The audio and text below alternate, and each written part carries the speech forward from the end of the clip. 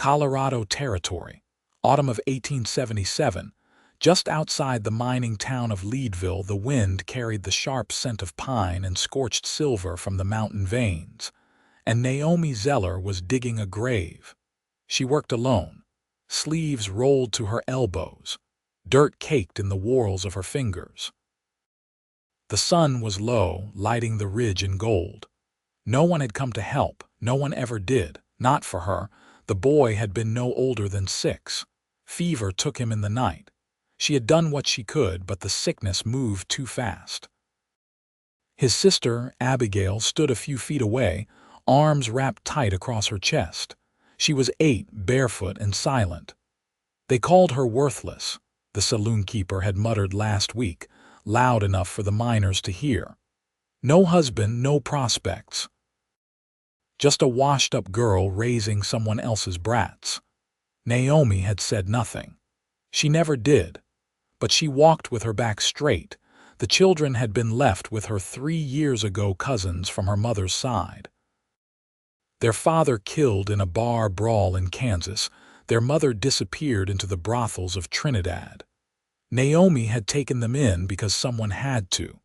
They had no one else, and she had already lost enough. Now, she had lost one more. She pressed the final shovel of earth over the boy's grave, then knelt beside it. Her hands trembled. She did not cry.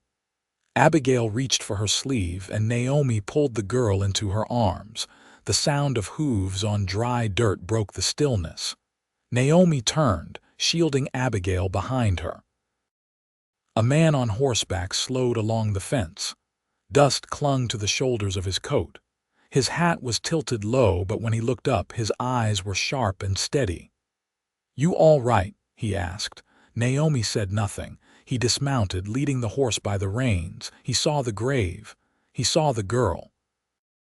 "I am sorry," he said quietly. "Was he yours?" "They both were," she said, voice flat. He nodded. "Name is Declan Emery. I have a place just north of the ridge. I heard about fever spreading near the schoolhouse." Naomi stood straight. "We are not contagious. I did not come to accuse you, miss." Abigail peeked out from behind Naomi's skirt. Declan crouched, offered a small wave. "Hello there." Abigail did not answer. Naomi's voice softened.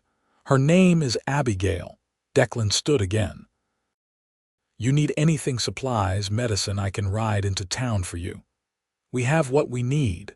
He paused, then tipped his hat. "All right, I will leave you to the quiet." She watched him walk back to his horse, then stop. He turned once more. "For what it is worth, I heard what they called you in town." Naomi's jaw stiffened. "But I do not believe them," Declan said, "because I was just standing over there, saw you bury a child with your own hands, and somehow you still look like the strongest person on this mountain." Naomi blinked. Declan nodded once, then rode off into the dusk. 3 days later, Naomi found a canvas sack hanging on her fence post: flour, dried apples, a jar of honey. No note.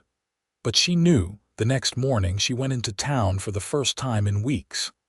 Abigail clutched her hand. The townsfolk stared. Naomi ignored them. She stepped into the general store. Declan stood at the counter, picking up nails. He looked over his shoulder, surprised. "Morning," he said. Naomi stepped closer. "You left food." "I did." "You think I cannot feed my own?" "No," he said. "I thought you looked tired. And maybe it would help." She studied him. His face was sun-worn but kind. He was not much older than her, maybe 30, the sort of man who looked like he could swing a hammer and fix a broken wagon in the same breath. "You do not even know me," she said. "I saw enough," he said. "Saw you carry a child like he was yours. Saw how you held the girl like the world was falling apart and you were the only thing holding it up." Naomi looked down. "They called me worthless," she said low. Declan stepped closer. "Then why?" he said gently. "Do you feel like the only treasure here?" Naomi's breath caught behind her. Abigail picked up a peppermint stick from the barrel. Naomi handed the storekeeper a coin. "Come by the homestead sometime," Declan said. I have a horse that needs mending.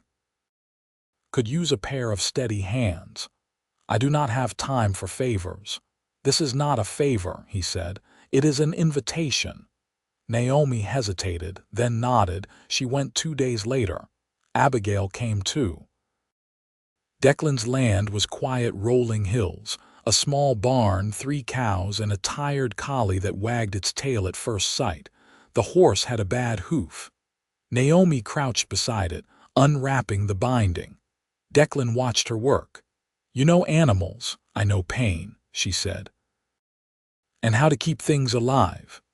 He did not say anything, just watched her hands. Abigail sat on the porch with the collie, laughing for the first time in days. Later, Declan offered coffee. Naomi drank it on the porch while Abigail napped with the dog curled beside her. You do not talk much, he said. I talk enough. He smiled, not mocking, just glad. You live alone? She asked. He nodded. My brother died in the war. Parents are gone. Been building this place since '70. She looked around. You did all this alone, mostly. She let the silence fall between them. It was not heavy, it was almost warm. She is my last, Naomi said quietly. Abigail, I will protect her with everything I have. I can see that. She is all I have. Declan looked over at the girl, then back at Naomi. You are not alone. Naomi turned her head just a little. He did not say anything more, but she stayed until the sun dipped low and she left with a jar of honey and another bag of flour. A week passed. Then another. Naomi came often, helped mend the barn door. Taught Abigail how to wash vegetables without bruising them. Declan taught the girl how to ride the collie like a saddle horse, and she squealed with laughter. One evening, Naomi sat beside Declan on the porch. The sky was soaked in orange. You still think I am a treasure? She asked. He looked over, eyes warm. Every day more than the last. She reached for his hand. He let her take it. Quiet and steady, neither of them said another word, but Naomi smiled, and for the first time in years it stayed. The first snow came light, brushing across the valley in thin threads, gathering along the fence rails and the eaves of Naomi's roof like a quiet reminder of the winter ahead.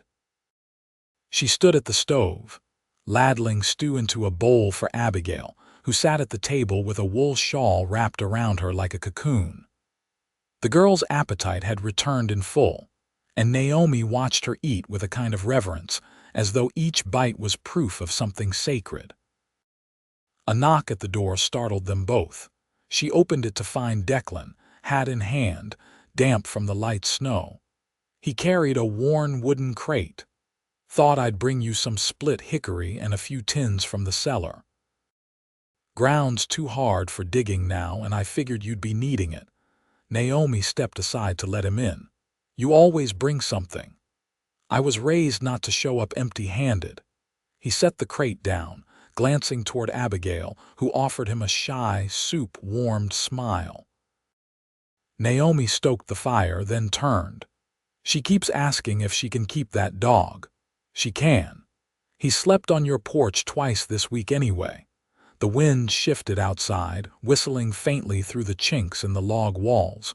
Naomi pulled her shawl tighter. Storm's coming, Declan said, watching the windowpane fog.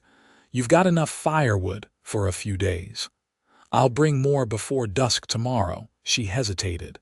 You don't have to keep doing all this. I know. She poured him a mug of coffee and handed it over. Then why do it? He took it, fingers brushing hers. Because I want to. She didn't pull away. Later, while Abigail slept beside the glowing coals with the dog curled under her legs, Naomi stood on the porch with Declan. The snow had thickened to a soft curtain, muting every sound. Her voice was low. Most men don't look at me kindly, not since I came back here. He leaned on the rail beside her. Then most men are fools. She looked out toward the dark tree line. They think I'm used up, or bitter, or both. Maybe you are, he said. But bitter roots still hold the soil. She turned to him, brow creased. I mean it, he continued. You've held everything together when no one else would, when no one else even tried. She looked down, snow melting on her lashes. I don't know how to let someone help, she admitted. I don't need you to, I just want to be near enough if you ever decide to. For a moment, neither of them spoke.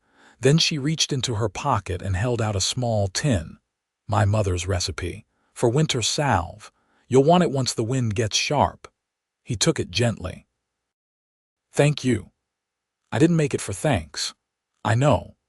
He lingered, then nodded once and stepped down into the snow. As he walked away, Naomi watched until his shape vanished into the trees, her heart thudding with something unfamiliar but not unwelcome. In the morning, she found the dog had stayed. And beside the barn door, a fresh stack of hickory waited, neatly split. The sleet held off longer than expected, clinging to the peaks instead of sinking into the valley. Naomi stood behind the woodshed, splitting kindling with measured strikes, her breath rising in slow clouds. Each swing of the axe steadied her. Abigail sat near the doorway, sewing patches into a worn apron with a loop of green thread, her brow furrowed in quiet concentration. Declan's wagon creaked up the slope mid-morning, wheels cutting clean into the soft earth. He stepped down with a leather satchel slung over one shoulder, glancing toward the sky. Creeks thinning early this year, he said, brushing the snow from his collar. Might mean a dry spring. Naomi set the axe aside and wiped her palms on her skirt. I noticed, the ground's harder than it should be. He opened the satchel and pulled out a rolled canvas. I brought seed maps, old ones, but they'll show where the wild rye still grows near the ridge. If it's dry come planting, you'll want something stubborn in the soil. She took the canvas without hesitation. You know these hills well. I've been walking them since I could carry kindling home. My father used to track elk through that ridge line. He paused, nodding toward Abigail. Does she know how to mark trail signs? Naomi shook her head. No, I kept her close this past year. Too many things out there she wasn't ready for. Declan crouched beside the girl, who looked up, needle paused mid-stitch. If you ever want to learn, he said, I can show you how to find your way by shadow and stone. Might come in handy when the snow thaws. Abigail blinked at him, then gave a small nod. Declan smiled, not broadly, but enough to light the quiet between them. Naomi's voice was careful. Why do you offer so much? He stood again, brushing the damp from his trousers. Because there was a time I needed someone to show me how to start over. Someone did. Long time ago.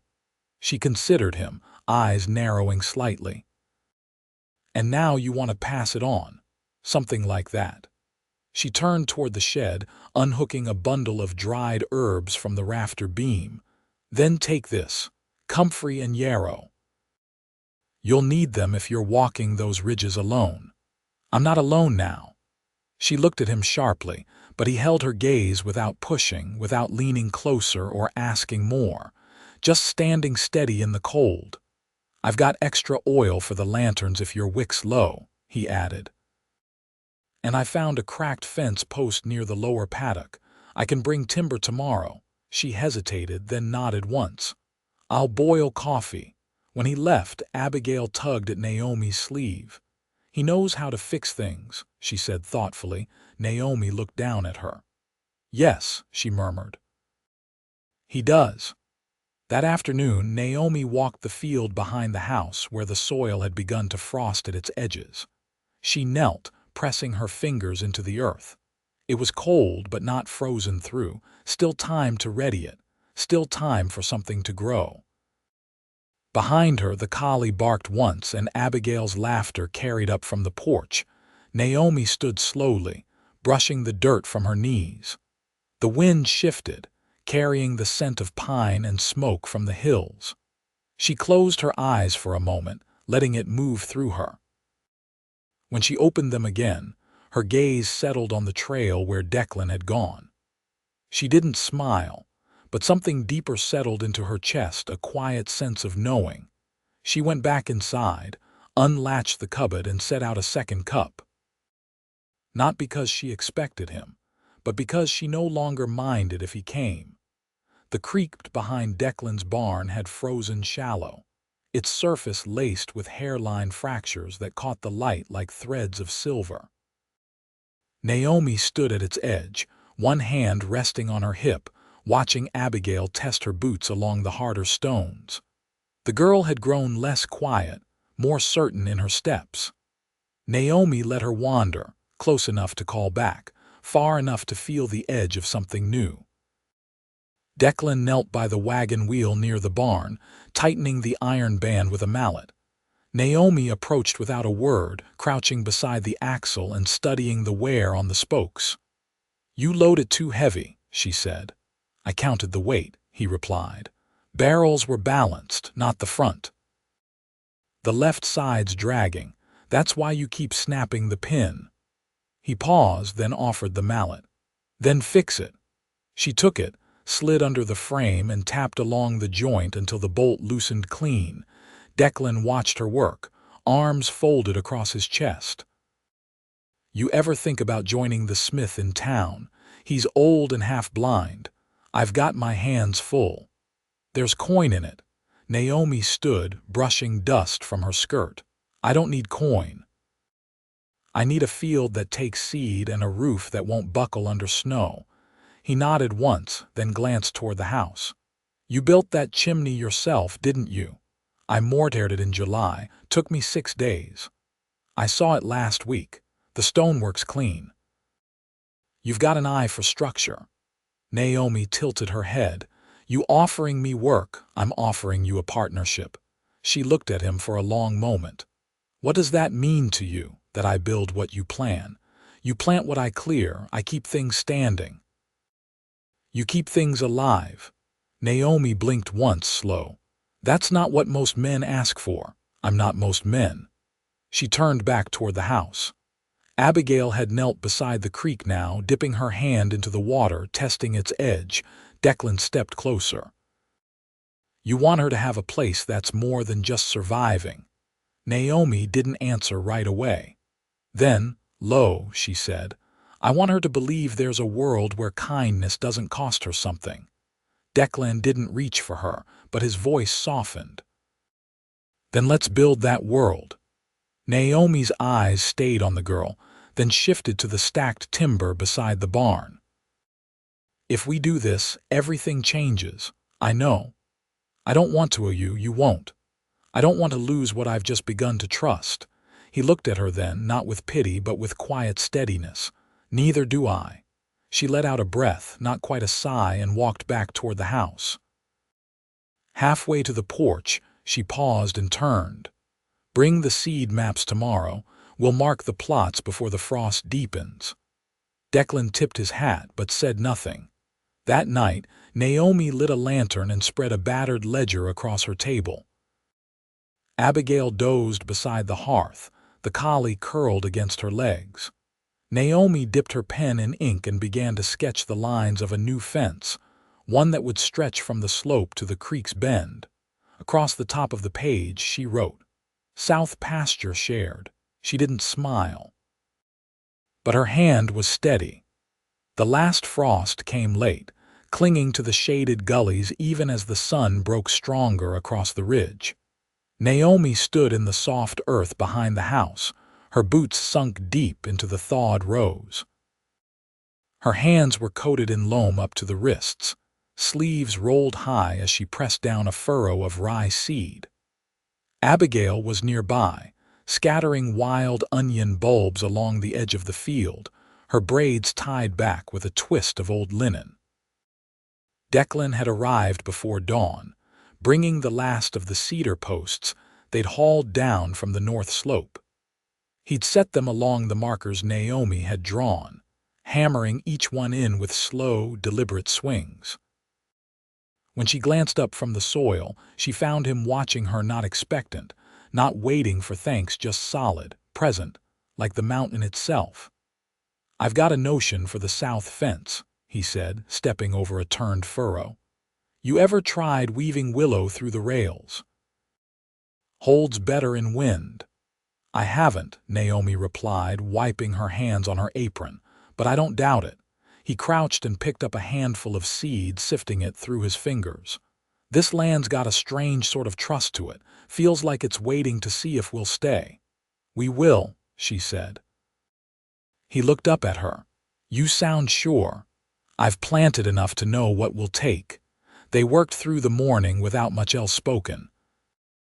By noon, the rows were drawn, the posts stood in clean lines, and Abigail had begun building a scarecrow with a tattered bonnet and an old flour sack for a face. Naomi watched her for a moment, then stepped toward the porch where Declan sat, washing the dirt from his hands in a basin. You ever been married? She asked, not unkindly. He finished rinsing, dried his palms on the towel tucked at his side. No. Why not? He leaned back, considering. I never saw the point in binding myself to a life that didn't feel solid. I've seen too many men lose themselves trying to fit into someone else's shape. She nodded slowly. And with me, he didn't smile, but his voice softened. With you, I don't feel bent. I feel like I've stepped into something that was already built, and all I had to do was stay upright. Naomi leaned against the rail, arms crossed. I don't want to marry for safety. Then don't.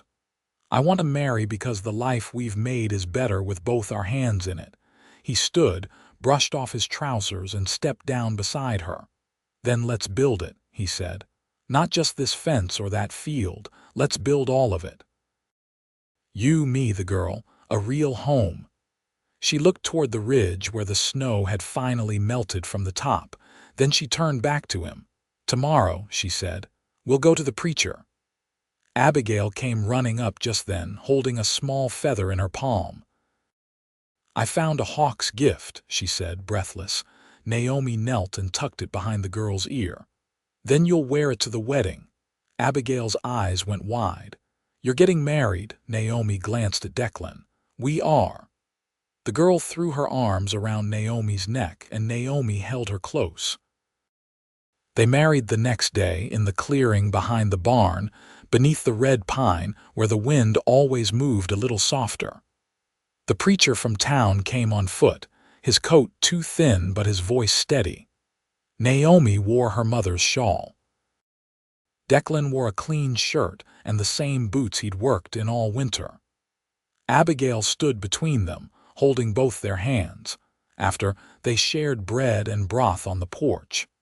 Declan carved their names into the cedar post by the door. Naomi added Abigail's just beneath his. That night, after the girl had gone to sleep with the collie at her feet and the frost still clinging to the grass, Naomi and Declan sat by the hearth, the fire low but warm. You ever think we'd end up here? He asked. No, she said. But I think I was walking to it the whole time. He reached for her hand and she let him take it. The wind outside was still. The house was quiet, and all that they'd built, every row of seed, every line of fence, every hard one word held firm beneath them. Years passed. The fields grew full. Abigail grew taller, louder, stronger. The house stretched with a new room and glass panes in the windows. Declan taught her to track a mule through the brush. Naomi taught her how to read the sky before a storm. They raised goats and a second collie. They built a smokehouse. They danced once under a full moon. And every night when the lamps dimmed and the fire burned low, Naomi would rest her hand in Declan's, and he would hold it like he always had, without question, without demand. Just steady. Just home. They never left the ridge. They never had to.